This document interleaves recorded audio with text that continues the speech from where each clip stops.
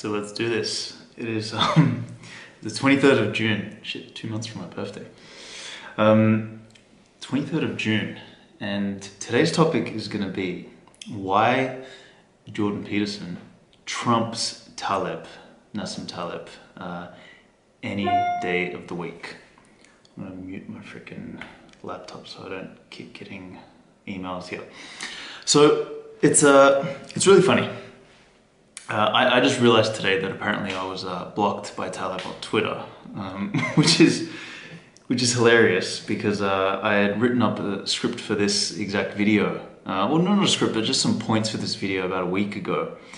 And then I saw Giacomo Zucco hammer Taleb on, some of his more statist notions. And then obviously, he said, almost all Bitcoiners are idiots or something like that. And then, the Bitcoin community kind of brought that up. But it's really funny because I didn't say anything. I think I liked a couple Bitcoiners posts, and he's clearly gone in there, Taleb the Fragile has gone in there and blocked everybody that has the word fucking Bitcoin or maybe like those tweets. Anyway, irrespective, where a lot of this came from, for me, so the points that I had in the original topic here actually originated from a disagreement I had with my brother about 2 years ago when I bought him Peterson's 12 Rules for Life, which I think is a brilliant book from a principles standpoint and from a character building standpoint. I've always liked Taleb's work. I think Skin in the Game is a fantastic book. Although I'll caveat that with saying that if you've read Skin in the Game, you probably don't need to read the rest of them. That there's a lot of repetitiveness in Taleb's stuff, and I think American Hodl actually said it. If you're not a Bitcoiner or anything like that, American Hodl is on. He's a hardcore Bitcoiner in the Twitter sphere, so definitely check him out. Shout out, bro.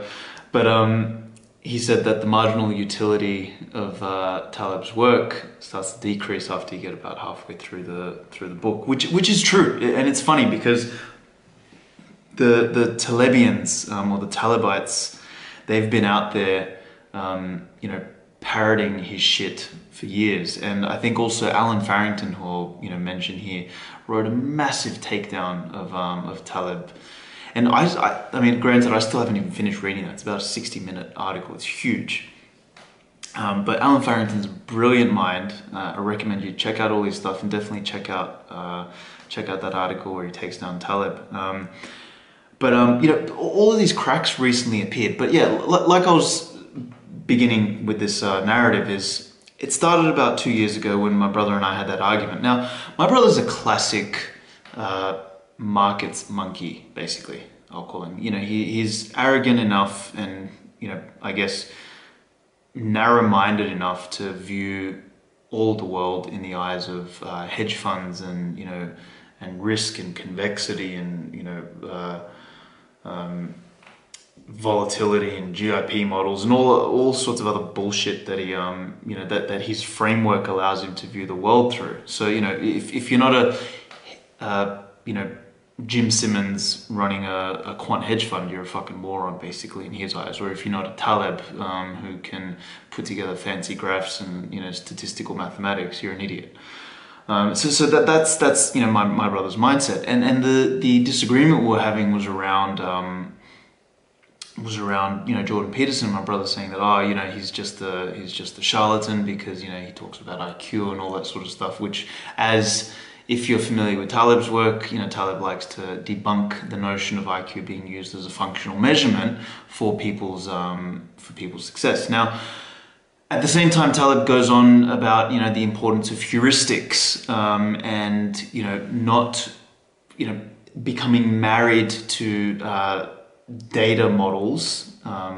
In his book, he talks about the fact that your grandma probably had better mental models and heuristics for living the good life. And I was trying to explain this to my brother that, the message that Taleb had in Skin in the Game, for example, was very similar to, the overarching messages of Peterson's book. But I felt like Peterson's message and his just general demeanor, his humility, his his ability to really like come from the soul versus come from the mind, I felt was just way more authentic, way more, had a lot more depth to it, and delivered the message much more eloquently and more powerfully.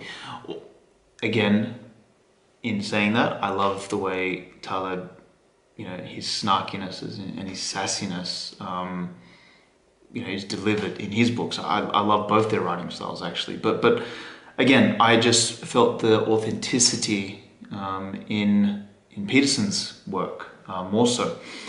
And anyway, so that kind of spawned then during that argument with my brother, and what I realized was I was far more in the school of the character and principle versus just the mental elitism almost that the Talebian type of persona represents. Is that if you don't understand what I'm talking about, or if you don't agree with me, you're a fucking moron. And look, granted, I actually even do that myself a lot. So if you look at a lot of my writing, my blogs, my talking, my videos, whatever, I do have that element of me as well.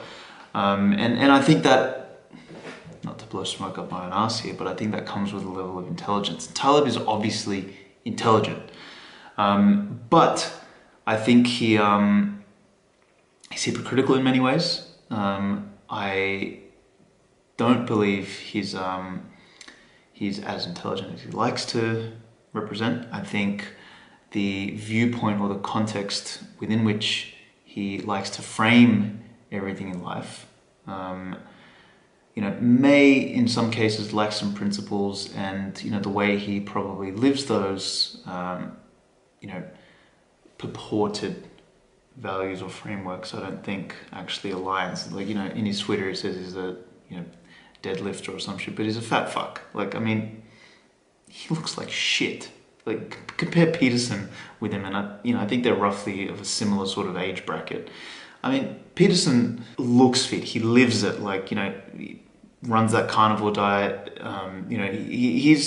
He's a exemplary. He's a good example of someone who I think, again, is the word authentic just keeps coming up. So yeah. So coming back to the difference between my brother and I. So my brother is, again, he's just an example of one of those arrogant market monkeys who they view the entire world through that lens.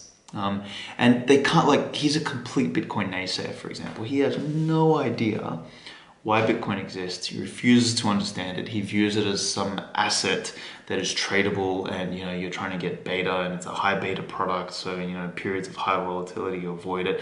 And for him, there's no notion there of the idea of the reinvention of the monetary layer in society. He just views it as a tradable asset, not unlike other derivatives, which you could potentially trade and make some fucking money from. And in his mind, it's impossible, because the world is too complex and random, and because his models that he likes to trade with don't account for the creation of new paradigms, despite him trying to parrot some of fucking Ray Dalio's work. They don't allow the understanding, or even the potential for discovery of the creation of a new network, of a new infrastructure. And despite my multiple attempts at trying to describe Bitcoin kind of like the internet, and that many people had no idea what this communications network that was built on packet routing for fucking data would actually eventuate into. There was no way to tell that, but it had these these necessary building blocks. And here we are with Bitcoin, 11 years in, that's been able to leverage the interconnectedness of the internet to deliver things like digital scarcity and a monetary network with a fixed set of rules that we achieve consensus on every 10 minutes without knowing who the participants are. It's a fucking incredible discovery, but none of that apparently matters. I showed him the anti-fragile article by Unchained Capital, Parker Lewis. That's right. Shout out, bro. you know, that article, and it was like, oh, you guys are all fucking idiots. You Bitcoiners don't understand fragility and, you know, convexity. And it starts throwing some fucking Talebisms in there as if he understands the notion behind the anti-fragility that was discussed in the fucking article, which talks about Bitcoin as a network being anti-fragile, not as a fucking derivative product that you can trade and talk about fragility there. You know, he starts relating it to volatility in the marketplace, and that when the vol goes up, the price of Bitcoin falls. What the fuck? So anyway, it just goes to show for me, and this is why I wanted to do the video originally before I got blocked by, you know, Fragile Taleb, is, you know, that kind of mind frame, you know, so these, you know, market guys have no fucking clue. And then that really extends to all these macro monkeys as well, like, you know, the Raoul Pals. Now, Raoul and Nassim are in two completely different universes, you know, or at least different galaxies. They might be in the same universe. But, you know, Taleb is actually intelligent. Raoul's a fucking moron. He's just set up his little, you know, he's an old school, you know, Ivy League type dude who got into Goldman Sachs, not because he was smart, but because he was an analyst. And, you know, did his stint there, like, you know, and he's been wrong for 10 years about the impending doom of the markets. And he was wrong about the bounce, you know, after Corona. He's been wrong about everything. He just, you know, when you're a fool of randomness, so I'll use a Talebism here, you know, there comes a point when you're right. And Raoul Pal and a lot of the macro monkeys are the same shit. You know, they don't understand Bitcoin. They fail to understand or fathom the implications of the recreation of the layer through which we as human beings, as a species, as Homo sapiens, whatever you want to fucking call us, are able to save and transact the product of our labor. You know, you can't have society without that. And these guys fail to understand how Bitcoin transforms that fundamental building block for society. And, you know, so whether you're a macro monkey who just doesn't get it, or whether you're a Talebite who, you know, sees and views the world through the lens of you know, effectively trading in markets, you know, you're missing these things. So, and that's because I think there's a lot of a failure to come at things from first principles with authenticity, with character, and with like a strong rooting in the ideology, and less the statistics and the math, for example. So anyway, to wrap this up, I still like Taleb's work. I think, you know, I'll still recommend his stuff forever. Whether I'm blocked or not, I don't give a shit. I'm not that precious. I agree 100% with American Hodl's sentiment about, you know, the marginal utility really begins to decrease as, you know, you pass the halfway mark. I mean, you could probably read Skin in the Game the whole way through. It's probably a really good one. There's no need to read the entire Introdo. You know, you're just going to get the same shit regurgitated over and over again with some different characters. It's the same principles, the same stuff. But I think, like, for example, going down the rabbit hole of Peterson's work, his book is fantastic. And then, I mean, I could literally watch clips of that guy all day. He's eloquent, he's authentic. He delivers the message consistently and congruently every single time. I think he's in a league of his own when it comes to someone like Taleb. So if you're someone who has either heard of both, I would, you know, obviously recommend you to continue with both. If you haven't heard of either, I would definitely recommend Peterson over Taleb any day. Or if you've heard of one or the other, now you know my opinion. So that's my 2 cents. I'm gonna get out of here because I have some other videos to do. See you guys in the next episode, and thanks for listening.